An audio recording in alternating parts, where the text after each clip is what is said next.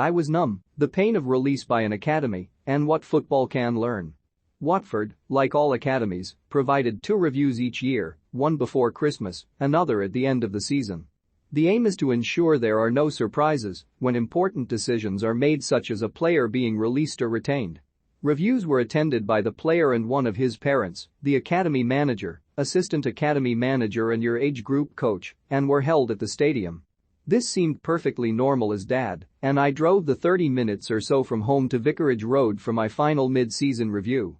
We hoped to hear I was on track for that important final decision to be made sometime in the new year.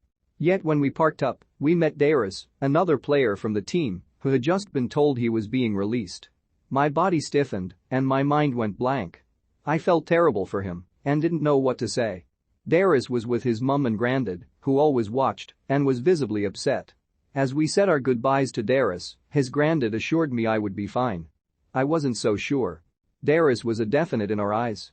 What chance did I stand? Dad and I were met by Nick Cox, who guided us into a room with fellow coaches Barry Quinn and Dave Reddington. My heart pounded and my hands were sweaty as they opened by announcing their decision. I wasn't being offered a scholarship and they explained their decision for another 10 to 15 minutes. I was numb and unable to digest anything they said, so just stared straight through them, unresponsive. Dad answered their questions as he knew if I tried to speak, I'd probably burst into tears. As the meeting closed, they offered to help me find another club, listing some smaller clubs where they had good contacts. I felt insulted. So that is what you think of me? A lower league player? Dad jumped in and told them we would sort it ourselves. Neither of us said a word as we walked back to the car. We just sat there in silence. The news broke me in two. All that hard work for all those years hadn't been good enough. Dad, thankfully, did his best to keep my spirits up. Calmly, he told me not to be upset, this wasn't the end of the road. There were loads of other clubs out there. He believed in me, which was such a confidence boost. On the journey home something stirred. More than anger, it was positive energy. People always define anger as a bad thing, but right now I felt more motivated and determined than ever. I wanted to go home and go straight into the garden to practice. The only thing on my mind was proving them wrong. That night, I lay in bed staring at the ceiling, trying to work out what I'd done wrong and could have done better. I was the only midfielder out of 4 who wasn't offered a scholarship. What did they have that I didn't? What was I going to do now? These thoughts ran over in my mind until I came back to the feeling I had in the car. I was determined to show them how good I was. We drew up a plan of action. I would attend as many trials as possible, with Dad using the connections he had made with scouts and coaches. We agreed that regardless of how many trials I was offered, I would attend them all before making a decision. It was possible, of course, that I might fail to impress any of them, and my dream of becoming a professional footballer would end. My mind at rest, I was in a more positive mood. Not every child has a dad so rational and used to business planning. I fear for kids whose parents lack those skills in this sort of situation. The following morning, I spoke to one of the senior academy coaches who told me my major downfall had been my positioning, which seemed a strange thing to say to a 15-year-old, as surely having trained for 15 hours a week over 4 years that was something they should have noticed and taught me to do properly. All I could do was try to prove them wrong. That said, I have issues with how it was handled. Ultimately, I was okay because I had good support from friends and family. Not all kids are from a similar failsafe background.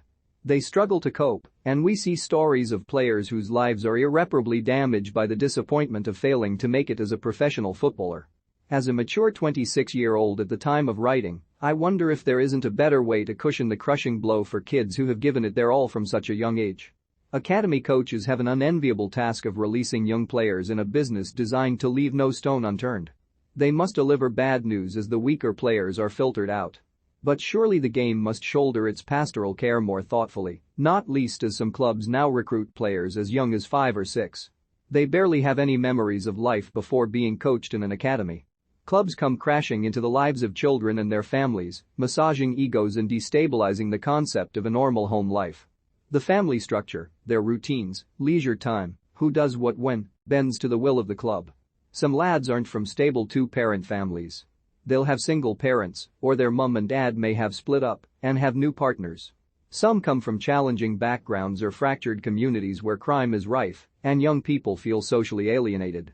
It is one thing to shatter those dreams in a handful of words, but surely the easing down process needs to be measured, so it comes as no surprise if or when that happens. We can't prevent disappointment, but clubs can manage expectations far better.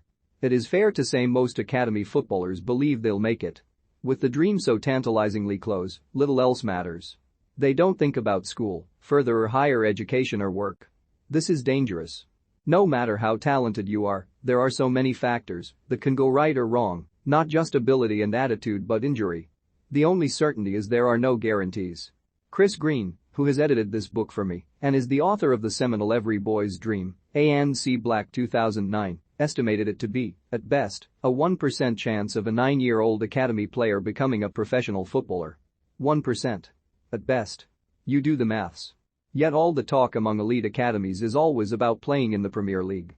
There is never a suggestion of settling down at a Championship, League One or League Two club. Players have great careers in these leagues too. I have flitted between them for most of my career so far. Yet if you'd have told me that at 15, I'd have felt I'd failed. From winning teams to broken dreams is available now, £11.99. All proceeds go to Sarcoma UK, a charity which supports research into a rare form of bone cancer.